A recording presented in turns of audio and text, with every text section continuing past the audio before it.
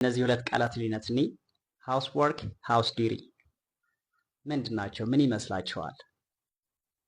ሃውስ ወርክ ስንል የቤት ስራዎች ወይም ቤት የምንሰራቸው ስራዎች ፎር ኢንስተንስ ምግብ ማብሰል ሊሆን ይችላል። ኩኪንግ፣ ሜኪንግ ደ ቤድ፣ ስዊፒንግ ደ ፍሎር፣ ሞፒንግ ደ ፍሎር፣ ክሊኒንግ ደ ኪችን ኦር ክሊሪንግ ዘ ቴብል። እነዚህ ሁሉ ምንድን ናቸው? ሃውስ ወርክስ። ሃውስ ዲቲ የሚባሉስ ልጆች ትምህርት ቤት ማድረስ፣ dropping kids to school, paying the bill, taking care of the children.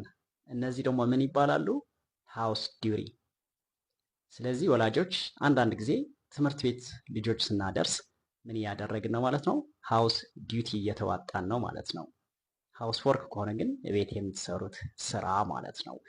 Thanks for watching. I'll see you next time.